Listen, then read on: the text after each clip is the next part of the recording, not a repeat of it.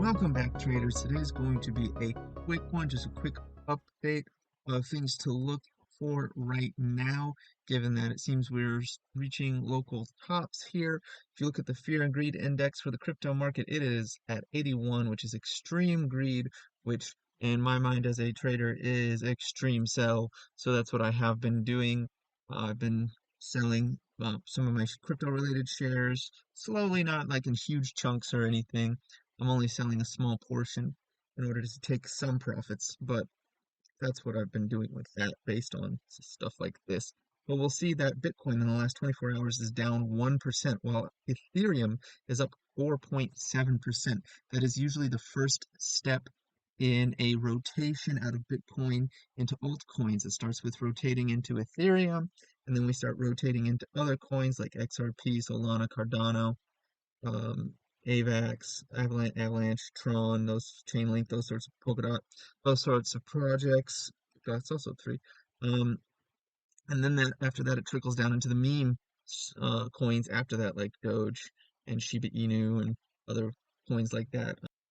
Anyways, Bitcoin's down 1%, Ethereum's up 5%. That's usually the first indication of a rotation out of Bitcoin. If we look at Bitcoin itself on the daily chart, we come in here, we actually have some RSI divergence on the daily, starting back here on October, actually, when we got overbought on the RSI, and then we come all the way over here at this high, which is much higher than in October. This December, our RSI is down, not tons, but a bit. But the thing about RSI divergence is when it is in overbought or oversold territory on the RSI and you find that divergence, it's usually when it comes back, it's pretty dramatic. So I think I have that already drawn on here. Yep, here it is. So here are the lines, they're all back. This is some other stuff I was looking at. Let's just get rid of that. That's unnecessary right now. Anyways, this orange line right here, this big orange one, that's the line for RSI divergence. If price of Bitcoin, if the price of Bitcoin comes down, hits this support line here, and does not bounce off of it. If it breaks that support, goes beneath it, hangs out beneath it for a day or two, that is a signal that we are going back down into this area here, down into the high 20s, low 30s, back into this zone right here, probably straight into this box. That's what I'm looking for, nervously looking for. And why I've been selling some of my Bitcoin miners at these tops, because I'm seeing some weakness in Bitcoin, some potential of weakness in Bitcoin. It doesn't mean this is going to happen. But it could happen, especially since since then, we've been seeing lower volume while we're crawling up in price on lower volume. That's not good. Love that. It's scary. You're also going to see that in the miners. Like Bitfarms has gone up possibly the most out of the ones that I watch here. And let me get that back where it belongs.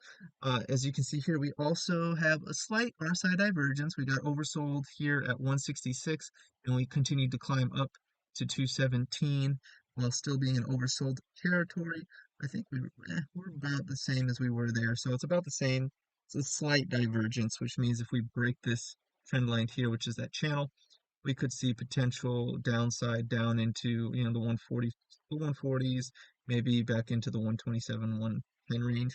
That would be pretty dramatic though. So I don't know how dramatic that's going to be. This is also only on 2 hours, not on the daily. I don't think the dailies um got an RSI divergence like that. But we have decreasing volume since we hit this peak here of 196. Since we first hit 196 back here on December 4th, we have been seeing decreasing volume with increasing price, which tells me that this is a weak rise in price and that it could easily revert and come back down, to whatever the trend line would be. In this case, I'll probably look at my moving averages. We've got the 20 at 190, the 200 at 120, and the Bollinger Bands in white here, the lower Bollinger Band down here about 156. So I'm expecting at least a return down to 190 to meet the 20. Probably a bounce off that, back up to the 5-day, which would probably, or the 5 EMA, which will probably reject off of, get stuck in between the 20 and the 5 for a bit before either breaking up or down, depending on what Bitcoin is doing.